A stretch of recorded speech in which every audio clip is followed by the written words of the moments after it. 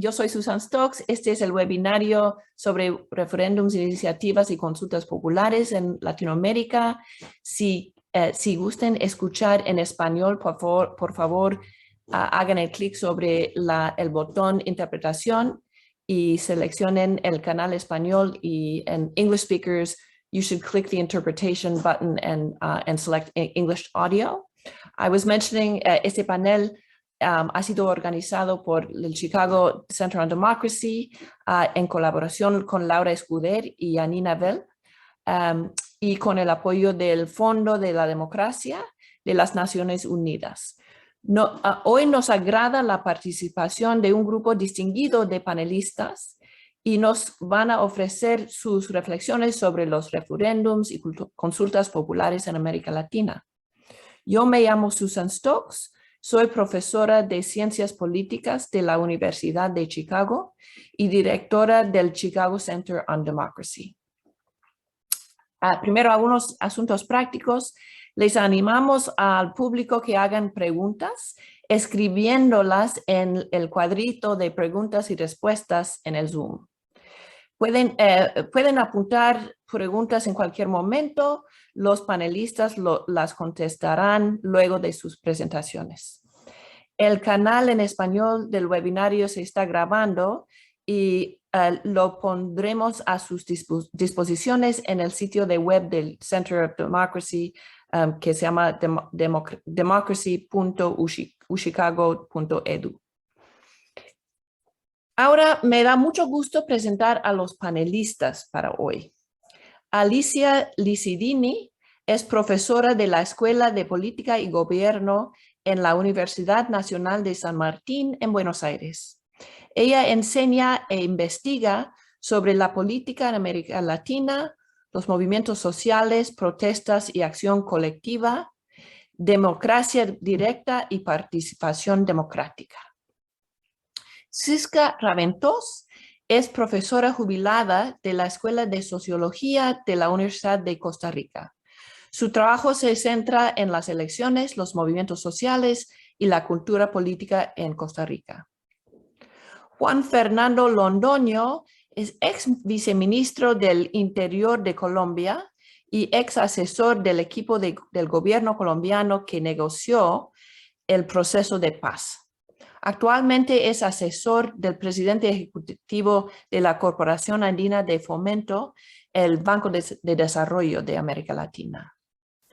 Yuri Gabriel Beltrán Miranda ha enseñado en la Facultad de Derecho de la Universidad Nacional Autónoma de México y es ex consejero electoral de la Ciudad de México.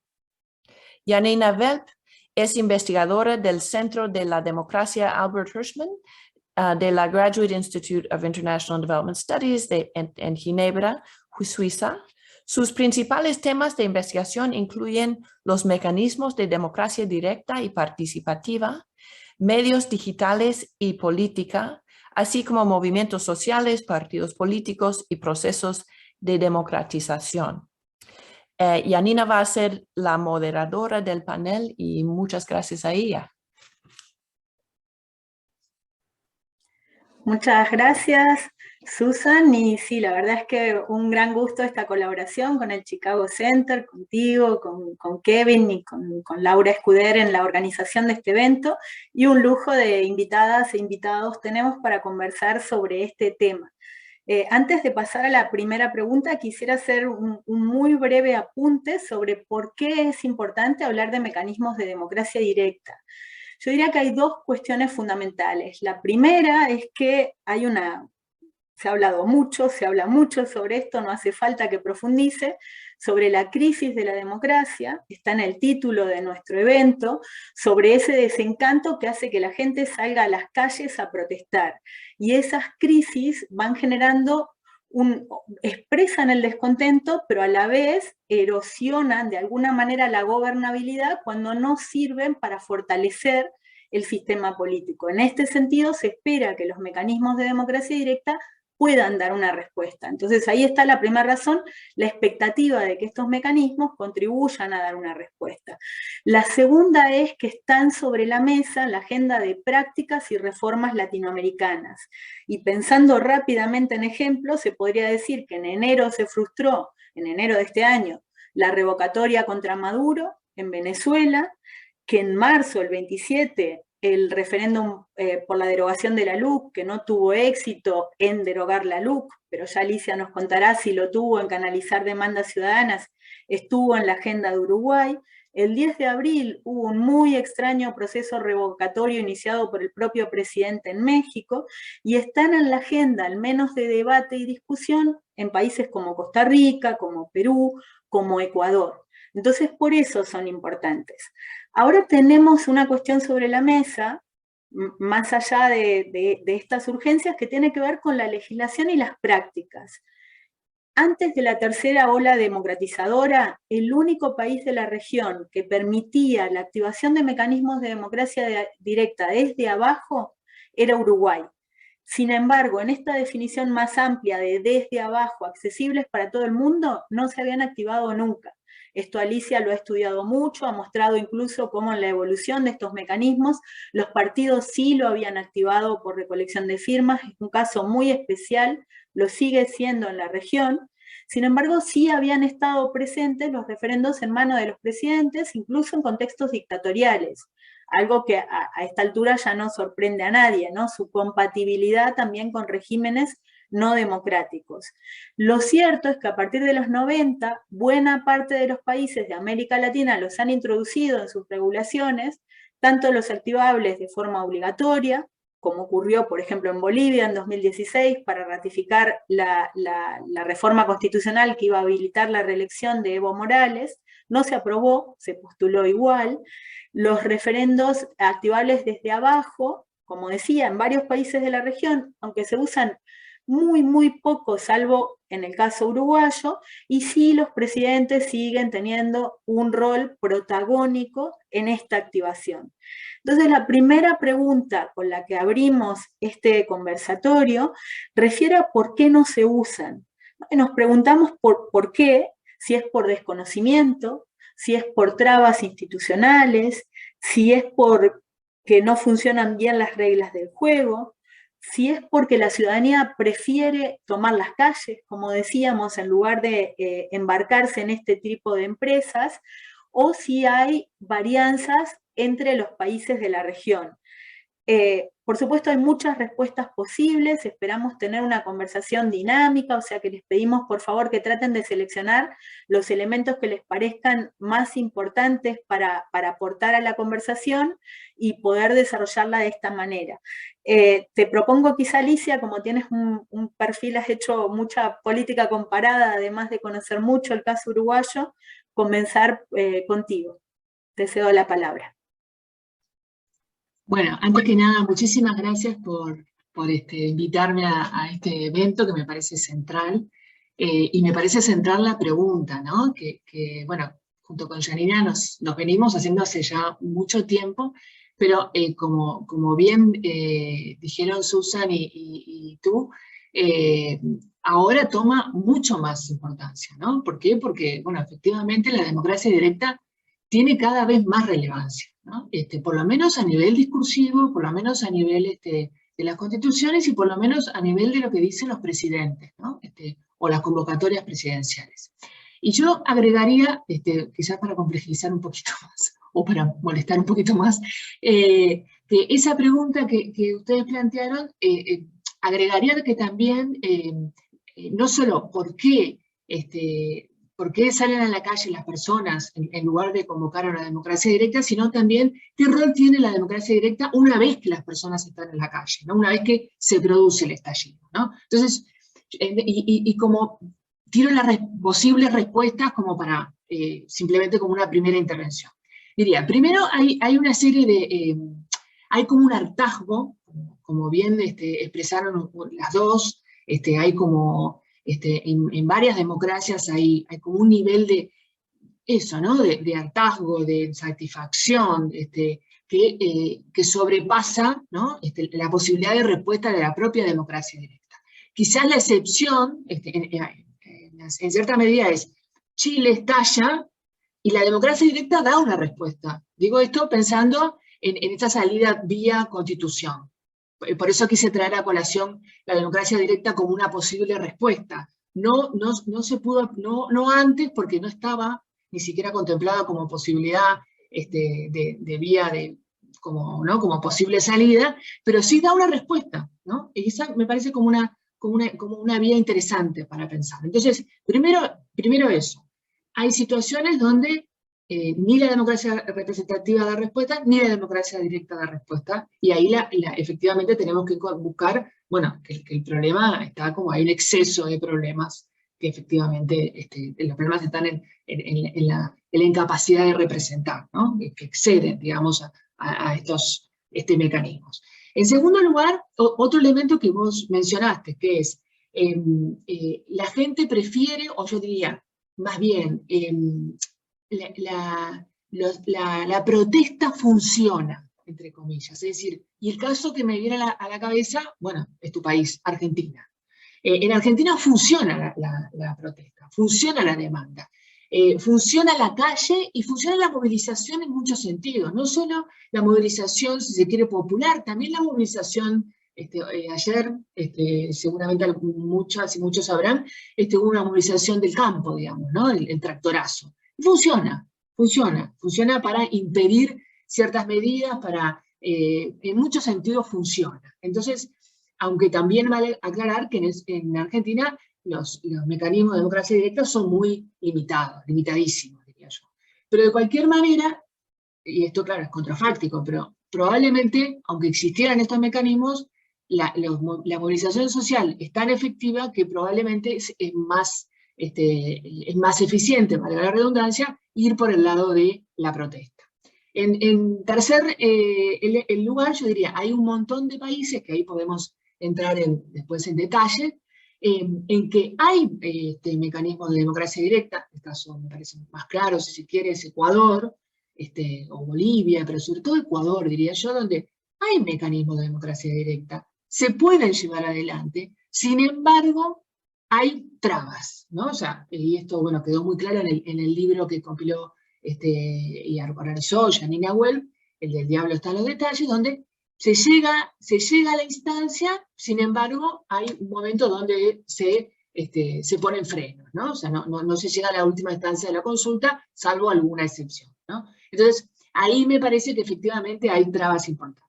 Y por último, dejo el caso de Uruguay, que es como la excepción, efectivamente, y ahí, bueno, después si quieren podemos entrar en este caso excepcional, que efectivamente creo que ha redundado en mejorar la democracia representativa, aunque efectivamente yo creo que hay mucho por mejorar en esa democracia directa, pero sigue siendo, bueno, un buen ejemplo en términos comparativos. Gracias.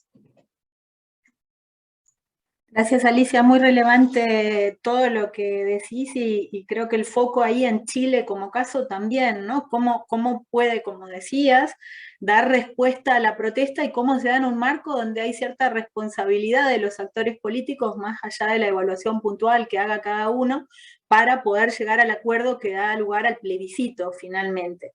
Ahora, el otro punto que señalás me permite conectar con una pregunta, con la, digamos, la adaptación o reformulación de la pregunta para Sisca, en relación a los países que contemplan estos mecanismos y sin embargo también vemos que no se activan, ¿no? Sisca, tú lo has estudiado mucho para Costa Rica y quizá puedas compartirnos aquí las claves de qué es lo que pasa para que no puedan canalizar estas demandas en el caso costarricense. Yo lo que veo en el caso costarricense es una enorme desconfianza de las élites políticas hacia la ciudadanía. Entonces, eso ha redundado en un diseño institucional de muy difícil aplicación y aún en los momentos en los que se ha aplicado, digamos que es una sola vez, ¿verdad? Y que fue en un momento como el que señala Alicia, digamos, de mucha calle, era una gran aspiración de la ciudadanía poder llegar a hacer una consulta popular y es son las élites las que, en este caso el presidente de la República, el que activa el mecanismo habiéndolo solicitado ya la ciudadanía. Entonces, Costa Rica sería un caso paradigmático para aplicar formas de democracia directa, porque es una ciudadanía que prefiere las urnas sobre la calle, ¿verdad? Es decir, históricamente hay una larga tradición de confianza en los organismos electorales y en las elecciones, entonces podría ser un buen caso. Sin embargo, en las élites políticas hay una enorme resistencia a confiar en la ciudadanía y en este caso en particular, en el caso que se aplicó, que fue el Tratado de Libre Comercio en el 2007, digamos, tanto la presidencia como el empresariado, como incluso la Embajada de los Estados Unidos violentaron todas las reglas democráticas con coacción a organismos locales para ganar por un estrecho margen. Entonces,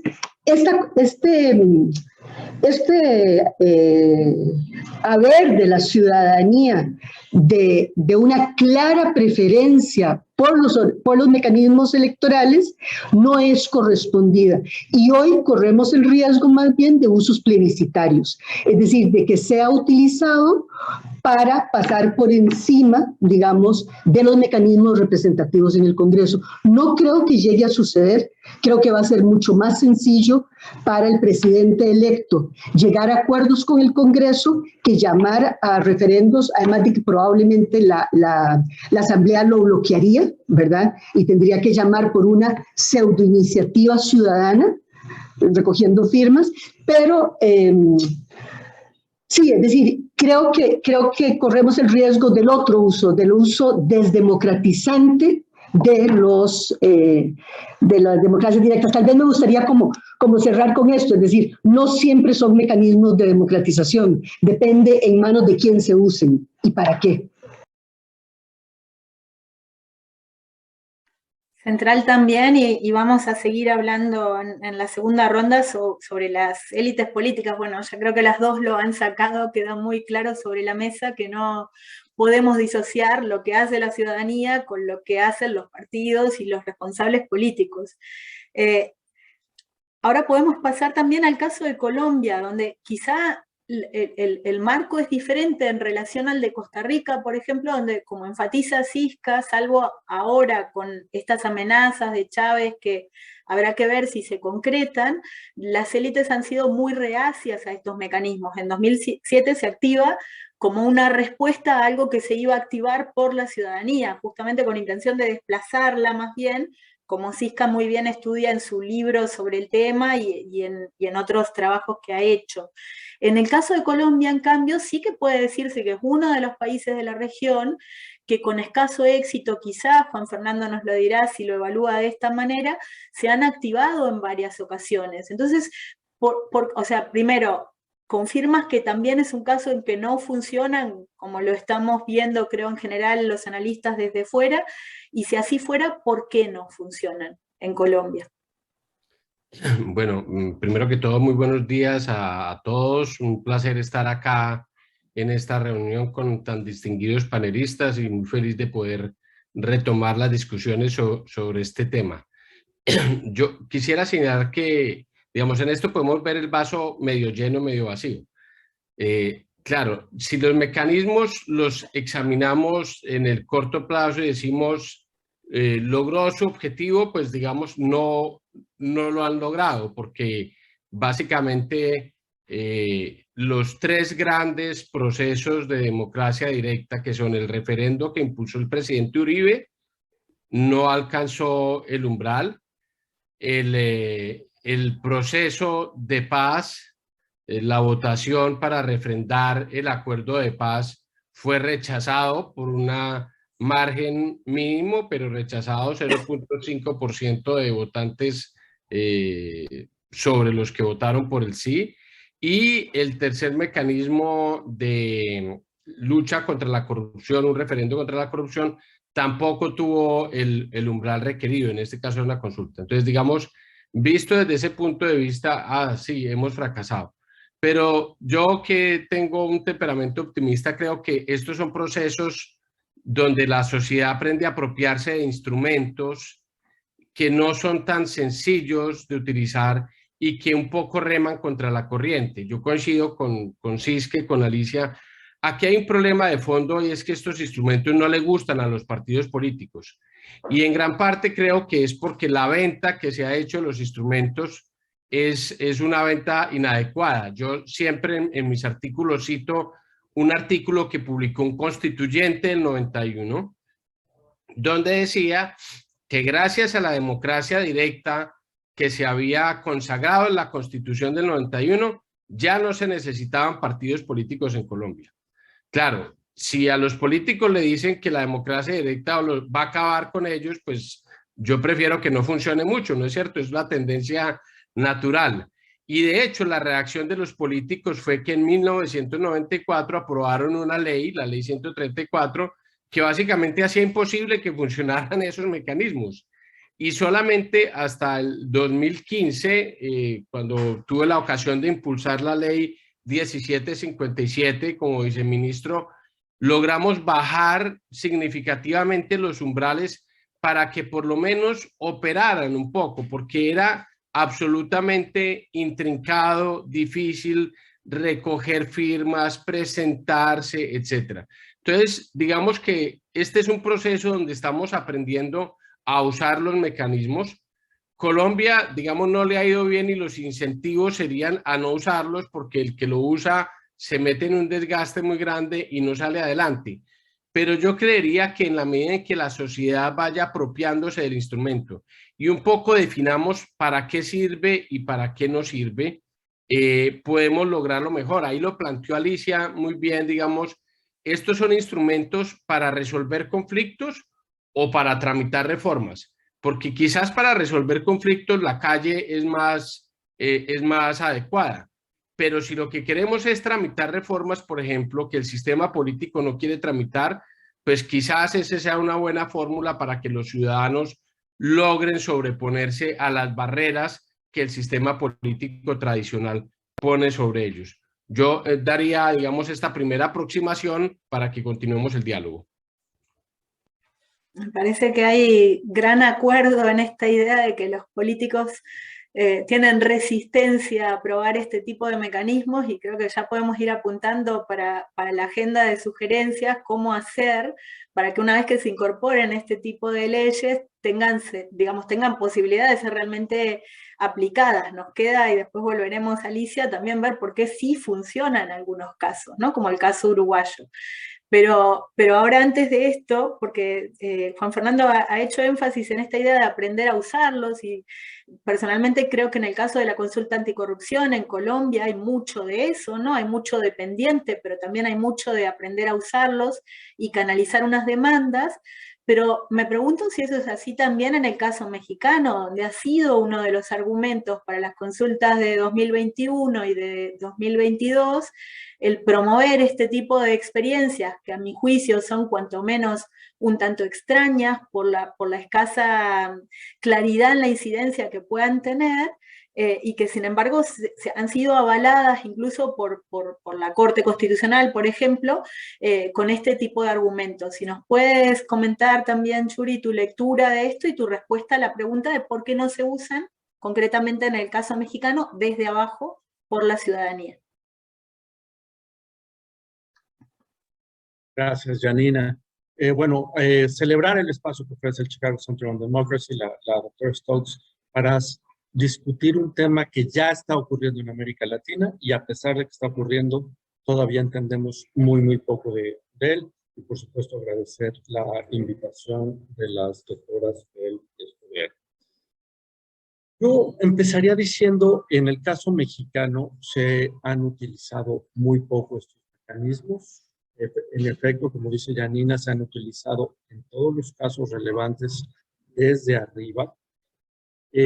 A pesar de ello, creo que hemos tenido cuando menos un par de experiencias positivas. A lo largo de esta charla yo me quisiera referir a alguna de experiencia positiva que ocurrió en el plano subnacional de mi país, y hemos tenido cuando menos 2 experiencias profundamente negativas. Negativas en el sentido de generar decepción en la ciudadanía y quizá un poco de alejamiento respecto a los propios grupos sociales ante los mecanismos de democracia directa. Preguntaba Juan Fernando si los mecanismos se han utilizado para tramitar reformas o para producir cambios. En el caso positivo es el de la Ciudad de México, el que les voy a narrar en siguientes intervenciones. Tuvo en la Ciudad de México la enorme ventaja de tener un conflicto en las calles, un conflicto alrededor de una obra pública. El gobernador de la Ciudad de México le entiende bien y decide activar un mecanismo de democracia directa para resolver ese conflicto. Y lo que se genera es una experiencia a todas luces positiva. Cosa distinta pasa con las 2 aplicaciones que hemos tenido de mecanismos de democracia directa activadas desde arriba en el nivel federal. Desde arriba quiero decir desde la presidencia de la República, con la intención, o cuando menos eso es lo que parece, simplemente de fortalecer el capital político del partido del gobierno, del presidente. A lo largo de esta charla les voy a narrar cómo reglas sesgadas, reglas a veces demasiado débiles y la complejidad que encierra activar uno de estos mecanismos desde la sociedad civil. Lo que han logrado es esta especie de decepción. Esto que Sisca decía, un efecto desdemocratizador de los mecanismos de democracia directa. Inclusive para los militantes más cercanos al partido en el gobierno, me atrevo a pensar que estos mecanismos no se piensan como un mecanismo de cambio, sino como un mecanismo para darle la fuerza al presidente que necesita para emprender mayores cosas. Es simplemente una manera de generar capital político en los tomadores de decisiones. Hasta ahí dejaría esta primera intervención, Janine.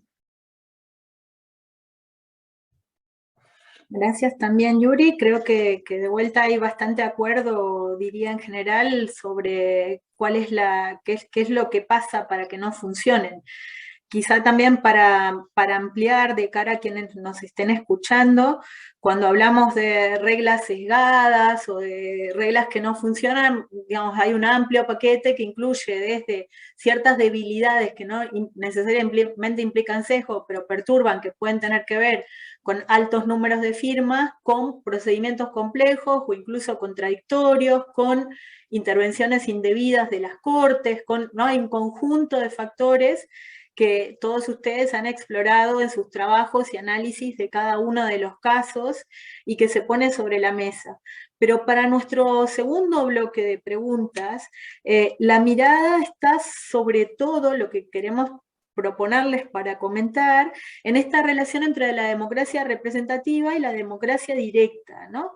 Y más concretamente en el rol de los partidos. Cuando los partidos no son capaces de representar las demandas de la sociedad, lo que hay es un desequilibrio en el sistema. Esto lo ha mostrado muy bien Chile, que mencionaba Alicia en su introducción, pero creo que es una tendencia bastante marcada, ¿no? Y las calles pueden hacer ese ajuste, pero que es siempre precario y que no acaba de contribuir a la gobernabilidad, o la democracia directa, estos mecanismos podrían sí ayudar, si funcionan bien, a hacer este ajuste y acercar preferencias. Ahora lo que tiende a ocurrir es lo que decía Yuri, ¿no? Que hay más bien un reforzamiento del poder de los liderazgos de turno más que un reforzamiento del sistema político. Entonces, la pregunta es, ¿cómo pueden los mecanismos de democracia directa ayudar al fortalecimiento de las democracias representativas en estos contextos de polarización, fragmentación partidaria y demás? Y cómo deberían posicionarse los partidos frente a los mecanismos de democracia directa. Quizá ahí, en vez de empezar por el deber ser, empezaría por preguntarle a Alicia, más allá de que sabemos también que tienes una lectura que también es crítica del caso uruguayo, pero que en términos relativos claramente es positiva en el marco regional, ¿por qué sí funciona en Uruguay? ¿Por qué es lo que hacen los partidos o qué es lo que aporta el sistema para que funcione? Bien, sí, estoy de acuerdo en eso, sí, que más allá de que siempre es posible mejorarla, ¿no? El ejercicio de la democracia directa, en términos generales tengo una visión efectivamente positiva. ¿Por qué? Porque, en primer lugar, porque en Uruguay, me parece que es un punto central, el presidente o la presidenta, bueno, no hemos tenido presidentas en el caso uruguayo, pero digo, siempre es posible que exista, esperemos que en algún momento exista, no puede convocar a un ejercicio de democracia directa, o sea, no puede convocar a una consulta. Me parece un tema de diseño fundamental, ¿no? Si esto me parece ya despeja un problema, no puede convocar a una consulta, listo, no tiene ninguna posibilidad, ni directa ni indirectamente, bueno, o sea, entonces esto ya me parece que es un elemento importante. La otra cuestión es que básicamente los que convocan, las que convocan es la ciudadanía, ¿no? a la democracia directa, ya sea a un referéndum, ya sea a una iniciativa popular. Entonces, esto ya es un elemento importante. ¿Qué es lo que ha pasado de hecho en los últimos años, ¿no? Estoy pensando básicamente desde la década del 90 para acá. Que la ciudadanía ha juntado firmas, para proponer distintas clases de reforma, y distintas clases de referéndum, que a veces es para derogar leyes, de distintos signos, ¿no? O sea, no pensemos necesariamente que pueden ser progresistas, a veces son reaccionarias, a veces son justamente para evitar un derecho. Por ejemplo, se han juntado firmas para derogar el aborto. Digo esto porque me parece importante mencionar que no tienen un signo político, ¿no? ¿Y qué ha pasado? Bueno, distintos partidos, ya sean de derecha o de izquierda, se han sumado a esta demanda. O sea, han tratado de representar, ¿no?, esta demanda, se han juntado. ¿Y qué ha provocado esto? Es que en general la representación se ha visto mejor representada, valga la redundancia. Entonces, en general ha mejorado la representación, en definitiva. O sea, democracia directa, democracia representativa, lejos de generarse esa idea de que entran en conflicto, se ha visto beneficiado, los partidos políticos se han visto beneficiados, a pesar de que originalmente se veían como un problema, como un conflicto. Entonces, esto es lo que ha pasado por lo menos en el caso uruguayo. Yo creo que es posible que esto suceda en otros países, siempre y cuando se dé siempre esta regla, ¿no?, de que no sea a partir del presidente o de la presidenta, sino a partir de la ciudadanía. Gracias, Alicia. Entonces eso nos lleva a preguntarnos por qué, si, como decía Sisca, hay confianza en el sistema electoral y confianza, y hasta no hace tanto había partidos fuertes en Costa Rica, ¿por qué en Costa Rica no se da una situación parecida a la de Uruguay? Quizá tenga que ver con el origen de los mecanismos. Que sí, porque si uno examina el devenir de la ley, de la normativa, que fue de 16 años, vemos que está una posición que quiere usar el referendo y la iniciativa popular para romper bloqueos políticos, es decir, para pasar por encima de los partidos y, digamos, que defendían, digamos, el status quo, o otros que no querían del todo esos mecanismos. Entonces encontramos que los partidos no han sido una parte muy positiva de impulsar estos mecanismos. Por el contrario, digamos, han estado relativamente al margen. En los últimos años, desde el referendo del 2007, ha habido más de 40 solicitudes de referendo por parte de la ciudadanía y no vienen acompañadas por partidos políticos. Es decir, como que la iniciativa ciudadana y los partidos están en bandos diferentes. Es decir, no hay esta confluencia virtuosa que señala Alicia para el Uruguay, sino que más bien son campos separados. Como señalaba Yuri, en Costa Rica sí se ha usado en algunos casos en conflictos subnacionales de forma extraordinariamente positiva, pero nuevamente encontramos la resistencia a ponerlas en práctica por parte de órganos locales, ¿ya? Entonces, creo que depende mucho de cómo los partidos lo asuman, y el único partido que en Costa Rica sigue siendo partido, que es el Partido de Liberación Nacional, realmente tiene una práctica en que no cree en estas formas de consulta, es decir, que es un partido que todavía avala un tipo de democracia estrictamente representativa o con mecanismos de participación muy directamente vinculados y subordinados al Estado. Gracias, Isca. No, en Colombia, la introducción de los mecanismos de democracia directa, como ya has mencionado, Juan Fernando, bueno, la expansión en realidad, porque se habían utilizado también antes, se da con la Constitución del 91, ¿no? Y con esta expectativa de crear una democracia participativa. En tu lectura y con todo lo que conoces del caso, ¿puede decirse que realmente los partidos tenían esa expectativa de promoverla? ¿O por qué eso no se materializa del todo en los siguientes años y hasta la actualidad? Sí, no, yo creo que en Colombia los partidos tradicionales tienen principalmente una relación clientelar con la ciudadanía. Y esa relación clientelar, pues, es una relación distinta a la que se puede construir mediante el diálogo con la opinión pública que implican los mecanismos de democracia directa. No sé si me hago entender, pero digamos, cuando los partidos se basan en pequeñas clientelas, es muy difícil que le hablen al conjunto de la ciudadanía y no se hallan en esas dinámicas. Entonces, los partidos siempre han sido muy reacios, pero yo insisto en que además la forma en que desde algunos sectores académicos se miran estos procesos asustan a los políticos, ¿sí? Porque se les hace creer, bueno, con esto vamos a acabar con el sistema representativo. Digamos, yo creo que en algunos momentos, por ejemplo, el profesor Gargarella plantea cosas en esta línea, ¿no? De, bueno, no, mire, los mecanismos representativos no funcionan, entonces hay que ir por la vía deliberativa, etcétera. Y yo creo, en la línea más de lo que plantea Alicia, que estos deben ser mecanismos complementarios, ¿no? Y esa debería ser la forma como nosotros, digamos, desde el mundo académico abordemos este tema. La democracia directa nunca va a reemplazar a la democracia representativa. Y no voy a expandirme acá en el tema, pero básicamente las tareas de gobierno implican una gestión continua del conjunto de decisiones públicas que tiene que atender la sociedad. Eso está un poco en el libro de Manning, el clásico sobre gobierno representativo, ¿no? Los mecanismos de democracia directa yo creo que deberían servir sobre todo para resolver impases institucionales, es decir, cosas que el sistema político no es capaz de resolver. Allí, digamos, los mecanismos de democracia directa creo que tendrían un rol más importante.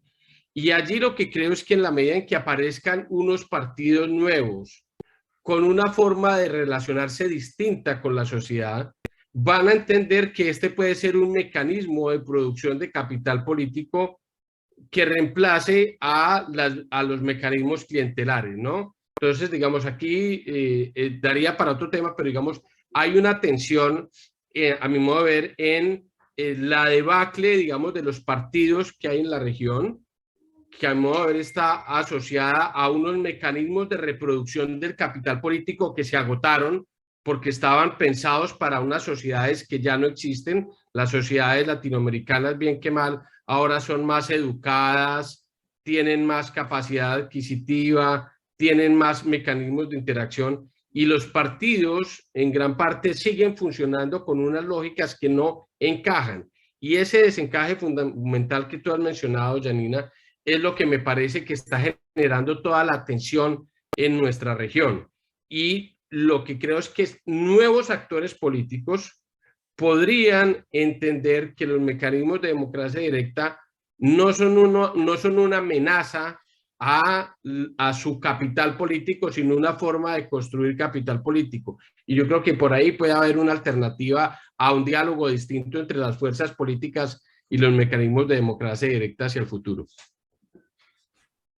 Creo que es muy clave lo que estás comentando, Juan Fernando, en el sentido de que hay como, si sigo tu argumento, es una forma de introducir incertidumbre, y es eso lo que los partidos quisieran evitar, ¿no?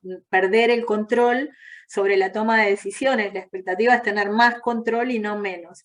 Ahora, otra cosa que comentabas es que en tu visión, y probablemente aquí tenemos acuerdos sobre esto, lo que deberían hacer este tipo de mecanismos es resolver impases, ¿no? Situaciones que el sistema representativo no está logrando resolver. Y eso nos lleva a México, ¿no? A qué pasa en México con estos mecanismos que han entrado, es el país que más tarde los ha incorporado, aunque, como decía Alicia, los ha incorporado, por ejemplo, con mayor capacidad de la que tienen estos mecanismos en países como hasta ahora Chile, veremos qué pasa con la nueva Constitución, o Brasil o Argentina, justamente donde los partidos han tenido más poder, ¿no? Es donde los mecanismos están, aunque bueno, Uruguay de vuelta como caso atípico, porque los partidos son poderosos en Uruguay. Ahora la pregunta es esta: ¿cuál es la relación de los partidos políticos mexicanos, no solo del partido en el gobierno, con estos mecanismos en México? Voy a decir algo que en clave mexicana sonaría medio anticlimático. En la pasada consulta de revocación de mandato, la que tuvimos hace unos meses, extrañamos profundamente a los partidos. Voy a argumentar por qué para quienes no siguieron de cerca el proceso, el candidato en ese entonces, López Obrador, anunció desde que era candidato que él a la mitad de su mandato se sometería a un proceso de revocación de mandato, como lo había hecho cuando era gobernador de la ciudad. Y ha seguido con el tema muy, muy fuerte. Y la oposición lo leyó perfectamente y supo que él tendría una ganancia política de someterse a una revocación de mandato. Pues cuando llegó el momento de legislar sobre la revocación de mandato, habían pasado dos cosas. El partido en el gobierno ya había anunciado que para ellos era muy, muy, muy importante. Los partidos de oposición se habían dado cuenta de que no querían darle esa ganancia. El producto combinado de esas dos fuerzas lo que produjo es una legislación que es sumamente restrictiva para la participación de los partidos políticos y que tiene muchos recovecos, muchas maneras que complican enormemente la relación. Miren ustedes, los partidos no pueden usar los recursos públicos que les da el Estado para pronunciarse en torno a la revocación de mandato. A pesar de que es dinero público, está prohibido por la ley que los utilicen para eso. En palabras del legislador, ese dinero te lo dimos para los procesos electorales, no para los de democracia directa.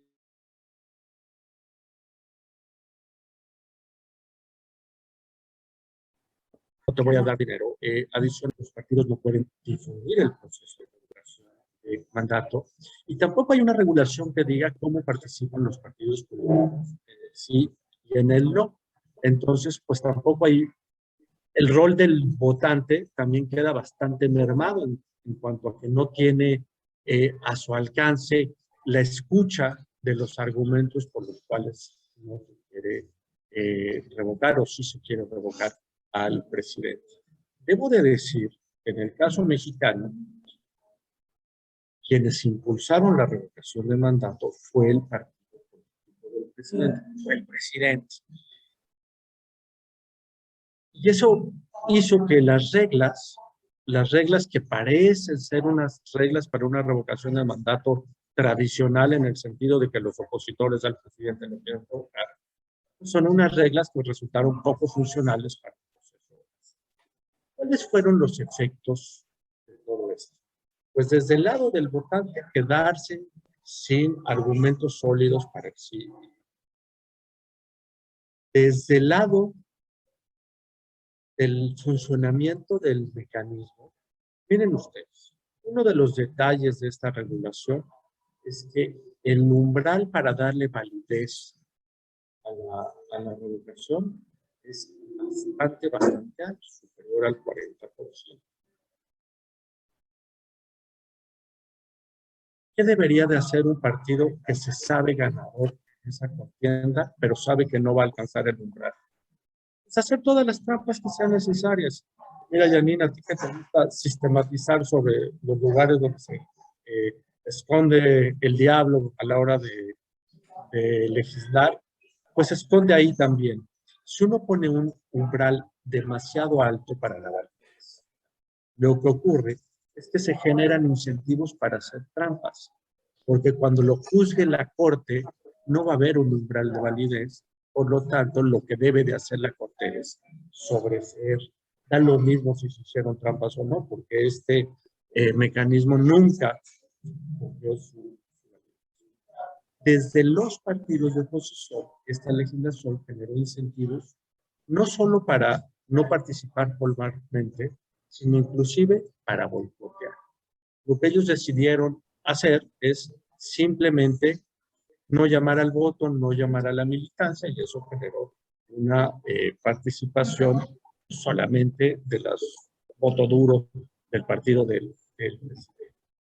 Y finalmente, con esto concluyo, un efecto, creo yo, bastante nocivo en términos de gobernabilidad, hechura de políticas públicas. El ejemplo está puesto. Nunca más habrá seguramente un gobernador del México que no se someta a una revocación de mandato.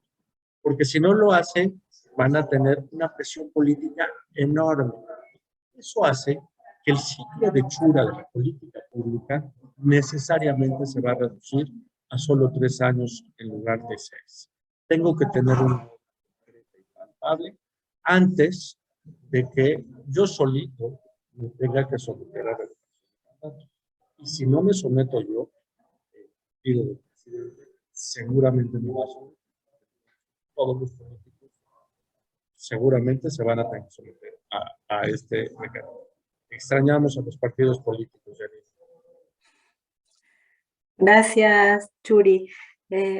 Creo que Susan está realizando investigación justamente sobre este tipo de estrategias, así que probablemente en breve podamos aprender de forma sistemática sobre las estrategias de los actores en relación a estos altos umbrales.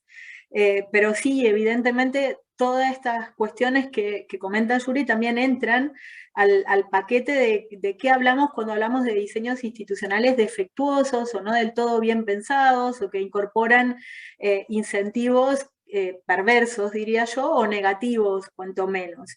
Pero tenemos una última pregunta, y luego tenemos algunas preguntas de la audiencia, y tenemos disposición a cumplir el horario, o sea que les voy a pedir, aunque lo han hecho muy bien, lo están haciendo muy bien, ser muy, muy breves con la respuesta, ¿no? Nuestro tercer bloque de cuestiones tiene que ver con las activaciones. Como decíamos, para quienes no estén tan familiarizados con el tema, hay 3 modalidades de activación de este tipo de mecanismos, a grandes rasgos, puede dar muchos detalles más.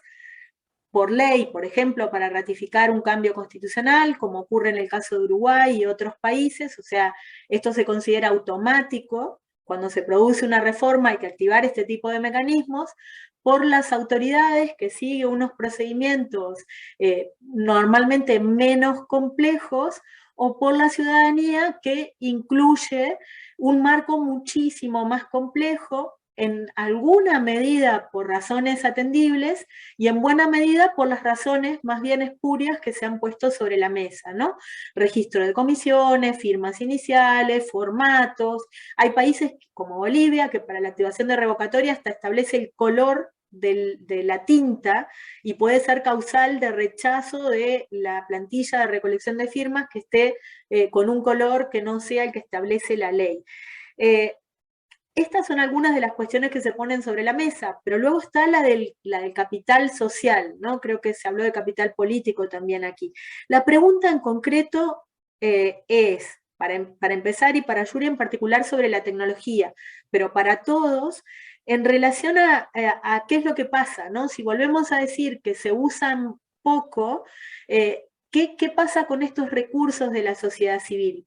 ¿Podemos decir que no los tienen o que son insuficientes, o ponemos más el acento de vuelta en las trabas que se le ponen a la sociedad civil? Si les parece, volvemos a hacer la misma ronda y comenzamos por Alicia. Bueno, yo diría que en general en América Latina es muy difícil para la ciudadanía activar los mecanismos de democracia directa, ¿no? En algunos casos es casi una cuestión imposible, ¿no? El caso de Argentina, además, por ejemplo, por poner un caso que no está contemplado, digamos, acá, con alguien en particular, la única forma que tiene la ciudadanía es proponer, por ejemplo, una ley, pero no hay ninguna penalidad si se juntan efectivamente las firmas, si se propone una ley que debe tener formato de ley, proyecto de ley, como si fueran legisladores, legisladoras, no hay ninguna penalidad si ni siquiera se discute en el Parlamento, ¿no? Como si hay una penalidad en el caso de, por ejemplo, Venezuela, ¿no? que automáticamente hay que llevarlo a consulta popular. Simplemente queda durmiendo en el Parlamento forever. Entonces, no pasa eso, por ejemplo, ¿no? Entonces, hay una sola experiencia de una ley que se aprobó que fue contra el hambre más urgente en el 2001. Pasa eso, por ejemplo, ¿no? Entonces, no hay, en el caso de Uruguay, efectivamente es posible porque hay mucho capital social y la ciudadanía se junta y junta las firmas, pero es muy alto la cantidad de firmas que hay que juntar, ¿no? Que hay que reunir. No es muy compleja la forma, en este caso, no es como el caso de Bolivia, pero la cantidad de firmas sí, es un 25% de firmas, pero a diferencia del caso, por ejemplo, de Argentina, no hay un requisito como es un país unitario, no hay un requisito por provincia, ¿no? Como ocurre en otros países que son federales. Entonces, en general, en América Latina, los requisitos, cuando existe la posibilidad de la ciudadanía, el requisito es muy alto. El elemento, yo diría que para mí es positivo, es que en los últimos años se ha ido incorporando en casi todas las constituciones la obligatoriedad de que las reformas constitucionales deben ser refrendadas por la ciudadanía.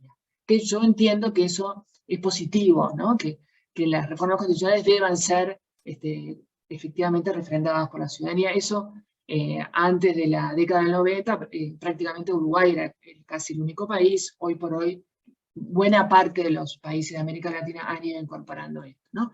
Lamentablemente, de la mano de esa apertura de mayor participación de la ciudadanía, también se incorporó, o creo yo, a veces muy de manera solapada, esto de que darle a los presidentes también mayor poder de convocar a la consulta popular, ¿no?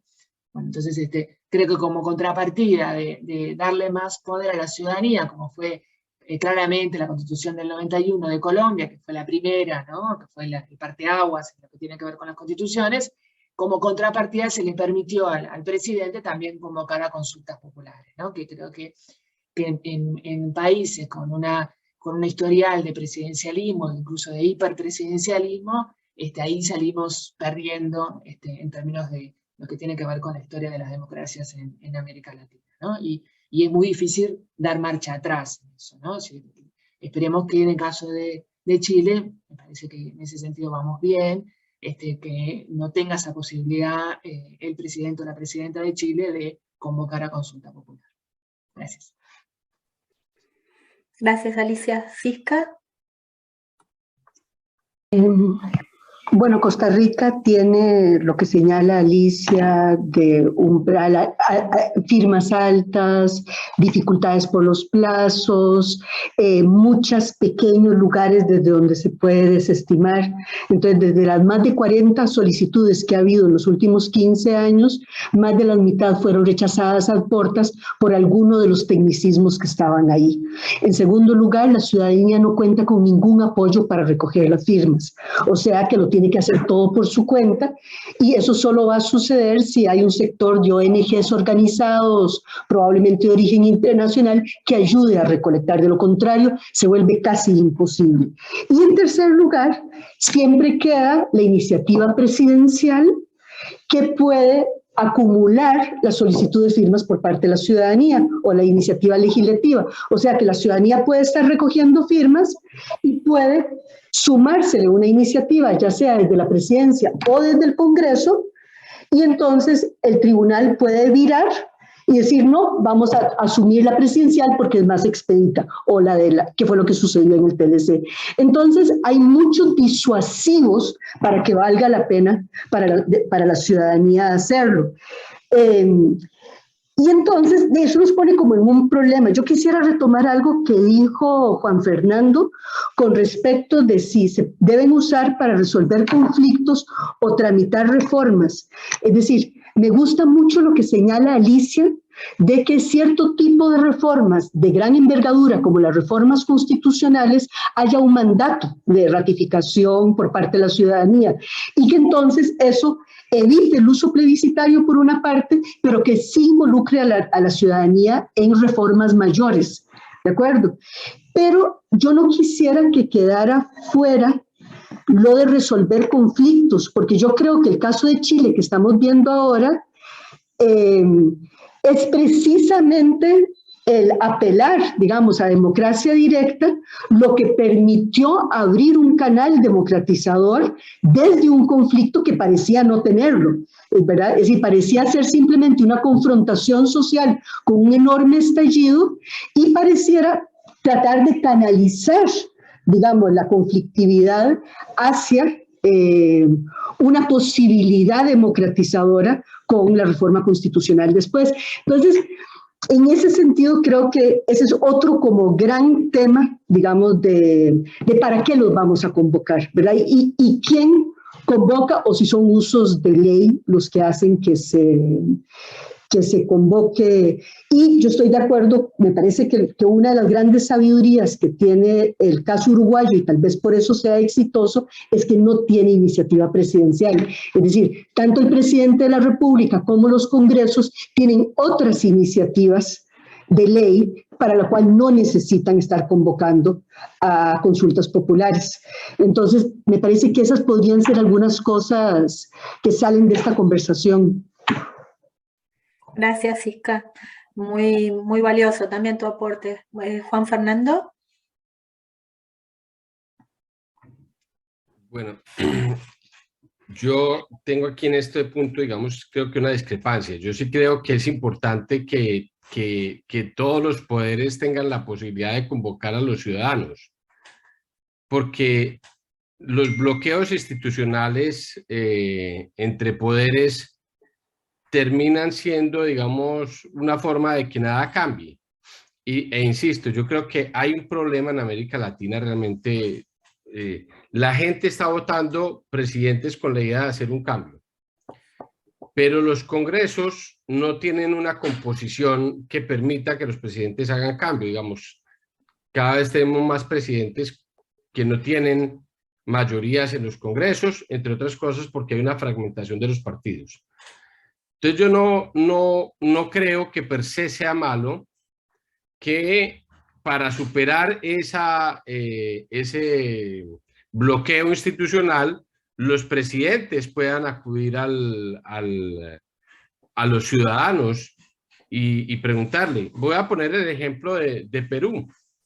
El presidente de Perú acaba de anunciar que quiere tramitar una ley para que los ciudadanos decidan si quieren o no una asamblea constituyente. El tema de la asamblea constituyente pues es uno de los más críticos en Perú. Hay un sector cercano al presidente que lo quiere con mucha intensidad. La mayor parte de la gente no, por lo que muestran las encuestas. Pero pues, ¿por qué no se resuelve el tema preguntándole a la gente si quiere o no que haya una asamblea constituyente? Me parece que es lo más democrático, ¿sí? Yo no tengo una posición de si es bueno o es malo, no es la discusión, pero sí, ¿por qué no resolvemos el problema de si debe haber o no una asamblea constituyente, preguntándole a los propios ciudadanos el tema? Entonces, me parece que los presidentes, teniendo este recurso, no es malo, siempre y cuando además se rodee de garantías, porque ojo, lo que sí es importante es esto. Lo que sí es muy malo es que un presidente, teniendo todos los recursos de poder, impulse estos mecanismos y quienes se opongan no tengan esas posibilidades de capacidades institucionales de oponerse. En Colombia, por ejemplo, en la ley que tramitamos, nosotros dijimos que cuando haya un mecanismo de esto se pueden inscribir comités en contra de la iniciativa. Y esos comités tienen que tener recursos para financiar su campaña y tienen que tener espacios institucionales en los medios para difundir, porque obviamente enfrentarse a un presidente, pues lógico, puede abrir la vía a este cesarismo plebiscitario que tanto daño hace a una democracia, ¿sí? Que es una vía populista. Pero si se hace un diseño institucional donde haya garantías para controvertir y para el debate, no lo veo tan mal. Yo, digamos, en eso discrepo de Alicia y de Cisca, en el sentido de que no me parece que sea malo que los presidentes tengan capacidad de convocatoria, pero en todo caso, lo que sí es de fondo es que sí creo que lo que sí es muy importante es que la sociedad civil no la tenga tan difícil para avanzar. Y nuevamente, en Colombia, en la ley 134 era un entramado casi que imposible para que se activara cualquier mecanismo de participación. En la ley 1750 mejoramos, en la 1757 mejoramos eso, facilitando, por ejemplo, antes en Colombia había que recoger firmas para convertirse en comité promotor, para poder recoger firmas para convertirse en el comité de la iniciativa, una cosa absurda.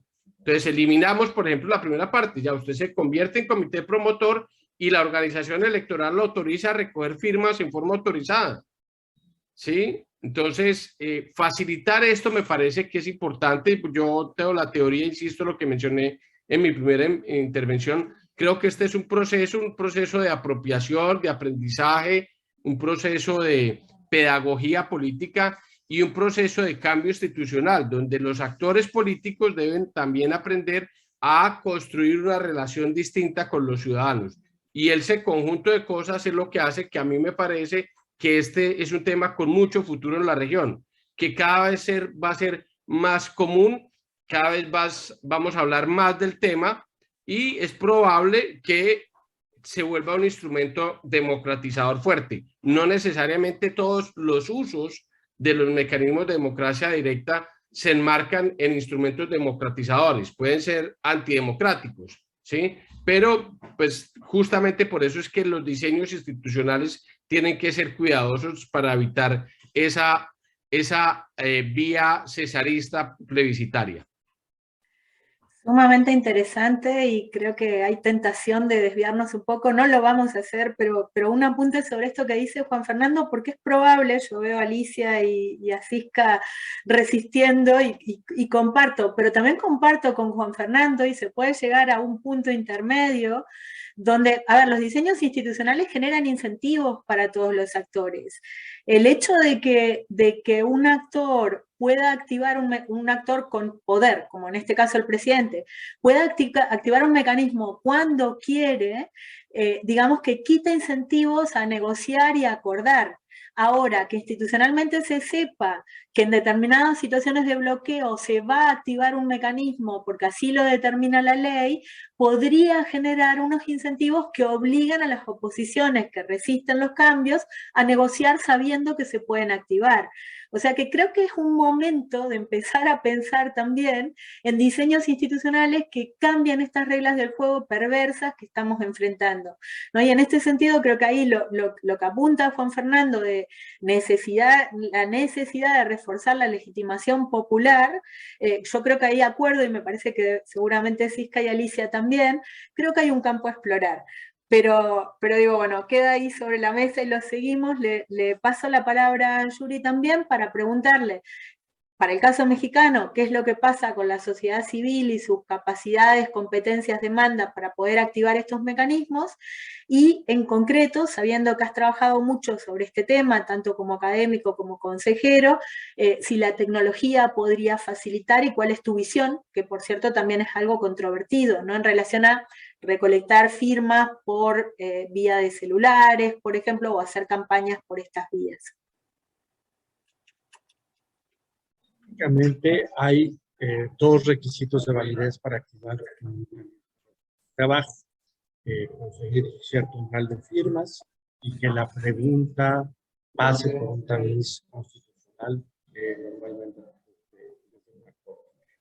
La experiencia mexicana da alguna luz sobre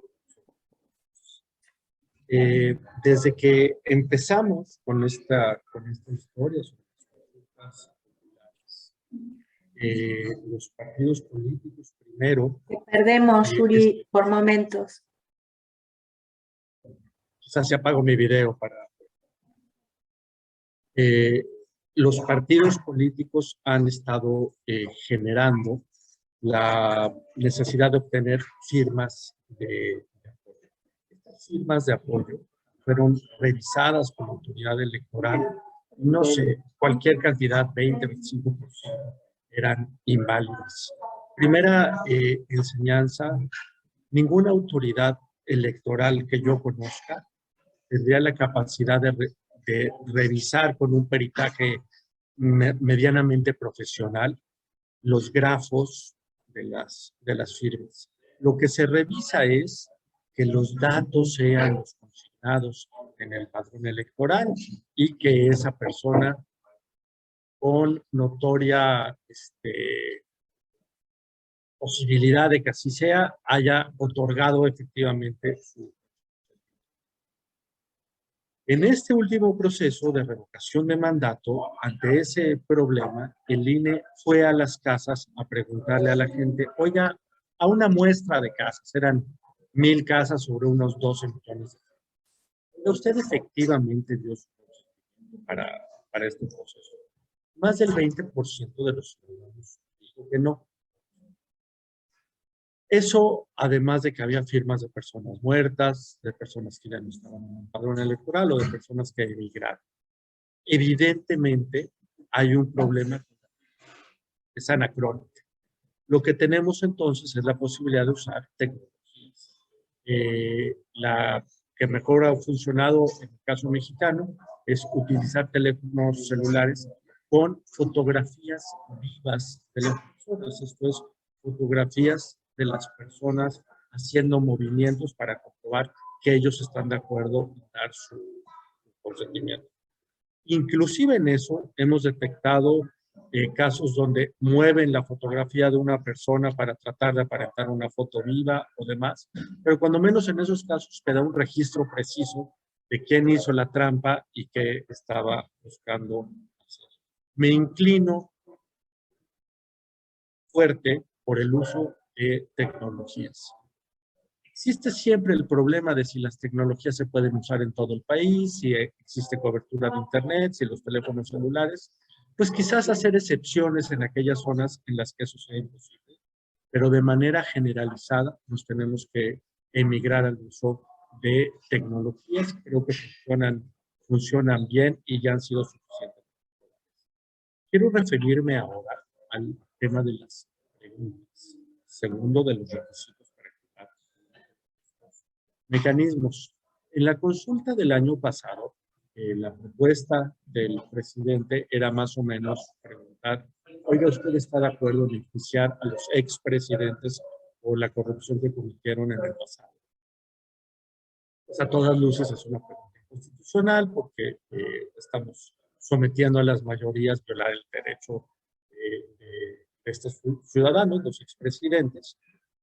Y cuando la Corte revisó esas preguntas para decidir si las dejaba pasar o no, no lo revocó, sino que la transformó. Permítanme abusar del tiempo para leer la pregunta que quedó, porque de verdad... Un minuto te damos, Yuri, que estamos sobre la hora. ¿Está de acuerdo en que se lleven a cabo las acciones pertinentes con apego al marco constitucional para emprender un proceso de esclarecimiento de las decisiones políticas tomadas en los años pasados por los actores políticos? ¿Qué significa eso? De verdad me da pena con quien está haciendo la traducción. ¿Qué significa eso? ¿Quién podría estar en contra de esa? Pues por supuesto, con esa pregunta ambigua que no dice nada, el porcentaje que resultó favorable a esa pregunta es muy alto. Y termino con lo disappointing que decía yo que pueden ser estos mecanismos. A pesar del abultado número de opiniones favorables, el resultado tangible, concreto de esa pregunta es que nada pasó. Ahí dejo mi intervención, Yanira. Muy bien, muchas gracias, Yuri. Bueno, nos quedan menos de 5 minutos y tenemos algunas preguntas y comentarios del público, de los asistentes. Yo las voy a poner en común, les pediré a cada uno que haga un comentario lo más breve posible, respondiendo alguna de la pregunta y también haciendo algo, o sea, y también destacando lo que les parece fundamental para esta agenda de la que estamos hablando, de convertir los mecanismos de democracia directa en mecanismos que realmente sirvan para mejorar o contribuir de alguna manera a paliar los déficits y conflictos que tiene las actuales democracias latinoamericanas. Las preguntas. Alguien pregunta si puede ser el referéndum un mecanismo de control constitucional. Hay una pregunta también en relación, que está formulada en inglés, en relación a si puede ser más desdemocratizador un referéndum activado por el presidente cuando no consigue los resultados deseados, que en este sentido quizá no hay tantas experiencias en América Latina, ¿no? Creo que en general sí que consiguen los resultados deseados o se los llevan a otro país como le ocurrió a Zelaya antes de que ocurra. Pero bueno, la dejo ahí la pregunta. Carolina Ovares también pregunta sobre Costa Rica, para Cisca, sobre si hay una trayectoria de dependencia. Está su pregunta más larga formulada en el chat, que explique cuáles los malos rendimientos de la democracia directa en Costa Rica también. Y luego Leonel Funes hace un comentario que creo que quizá igual hay una sobrelectura de su parte, me atrevo a decir, sobre si no hay, al atribuirles a los partidos políticos, el clientelismo y demás, una lectura demasiado positiva de la sociedad civil como si fuera algo puro y demás. Creo que no es eso lo que se está planteando en general aquí. Pero bueno, lo dejo también sobre la mesa y les dejo la palabra un minutito a cada una en el mismo orden en el que fuimos. Alicia. Sí, estaba mirando que hay una pregunta más también, ¿no? Sí.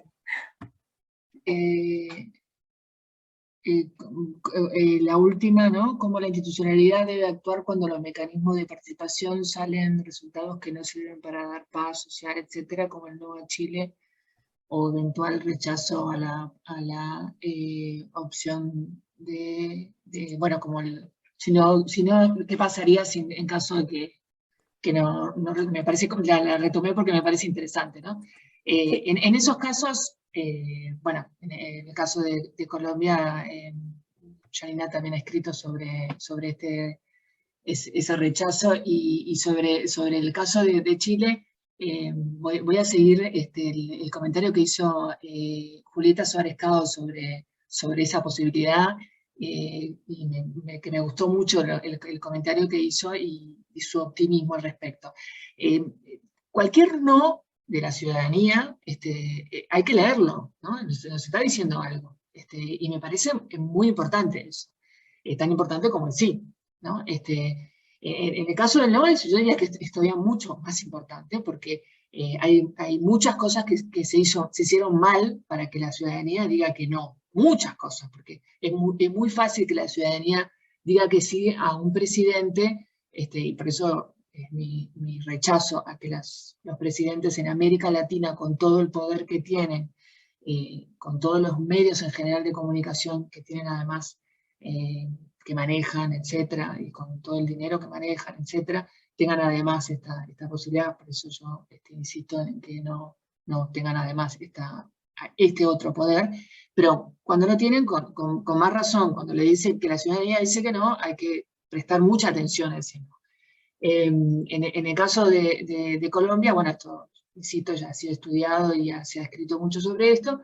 Efectivamente, ahí hubo varias razones para decirle que no, pero me parece más interesante insistir en la posibilidad del no a Chile, que hay que ver, porque hoy por hoy la encuesta no tiene mucho sentido, ¿no? Todavía falta para ver, todavía no está la propuesta concreta, pero en caso que no, como bien dice Julieta, bueno, habrá que volver sobre la reforma y hacer una reforma que convenza a la ciudadanía. Habrá que seguir trabajando, ¿no? Esa es la respuesta, ¿no? ¿Por qué? Porque, bueno, efectivamente hay que hacer una reforma que a la ciudadanía le convenza, y porque las reformas constitucionales deben pasar por el filtro de la aprobación ciudadana, ¿no? En este sentido, acuerdo además con lo que decía Silka. Entonces, por eso me parece que el sí o el no a cualquier mecanismo de democracia directa nos da mucha información, ¿no? Y entonces, no es dramático, no hay que leerlo como algo dramático, de la misma forma que no es un dramatismo cuando pierde o gana una elección una candidata o un candidato, más allá de que lo vivamos, que los que vivimos en un país en ese momento lo vivimos, sí, con angustia, con tristeza, pero no es dramático, porque la democracia es así, ganamos o perdemos y la vida continúa, mientras, por supuesto, no haya un golpe de Estado, ¿no? O gane un candidato que quiebre el orden democrático. Entonces, lo mismo sucede cuando hay opciones dentro de la democracia, ¿no? Entonces, y hay que saber leerlo, ¿no? O sea, el porcentaje nos importa, que si gana el sí o el no por tal o X porcentaje, ¿no? En el último ejercicio de consulta popular, ganó por un escaso margen, pero ganó el mantenimiento de una ley, en el caso uruguayo, que es la ley de urgente consideración, que yo hubiera preferido que no ganara, pero efectivamente ganó democráticamente, y eso, bueno, hay que leerlo en sus justos términos, ganó, y ganó por escaso margen.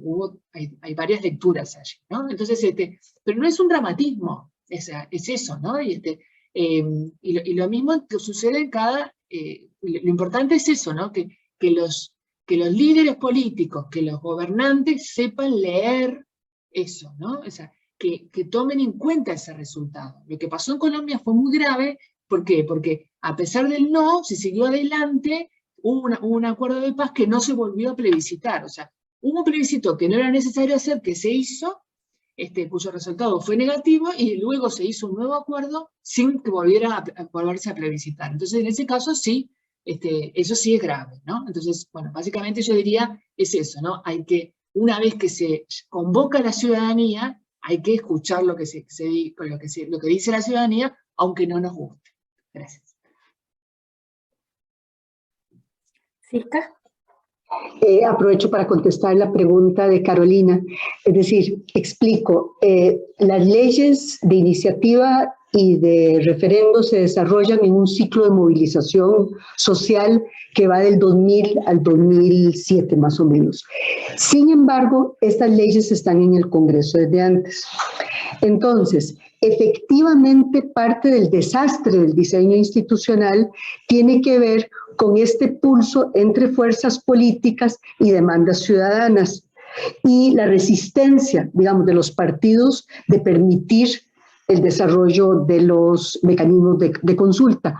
No obstante, yo pienso que la parte más grave del problema no está ahí. El problema más grave está en que los partidos que tienen fuerte base social están desarrollados con raíces fuertemente representativas en la sociedad.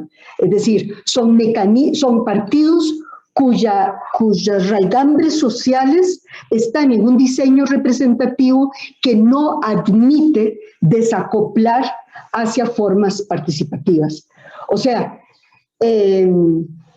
no visualizan la importancia, sobre todo el Partido de Liberación Nacional y en segundo lugar la Unidad Social Cristiana, lo cual deja únicamente a quienes puedan querer usarlo de forma plebiscitaria y eventualmente ciertos sectores de partidos minoritarios y de grupos ciudadanos que sí querrían la herramienta.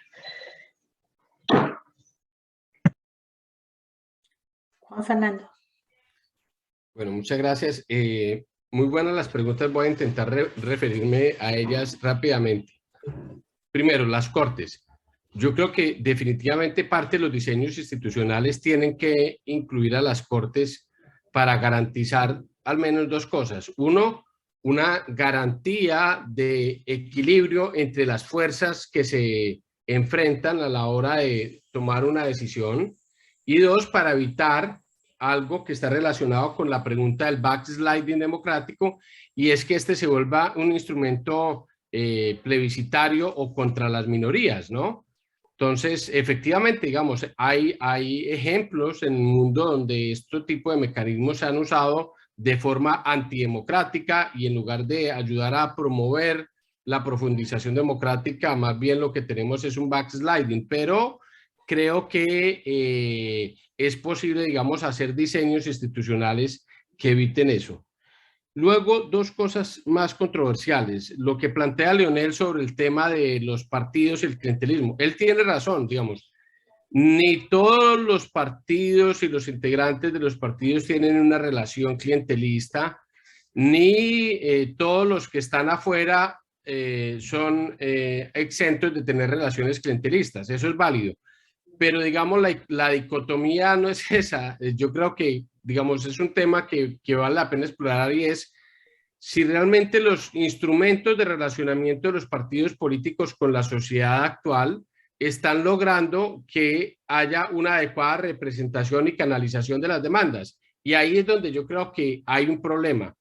Y en gran parte ese problema se debe en una parte al tema del clientelismo.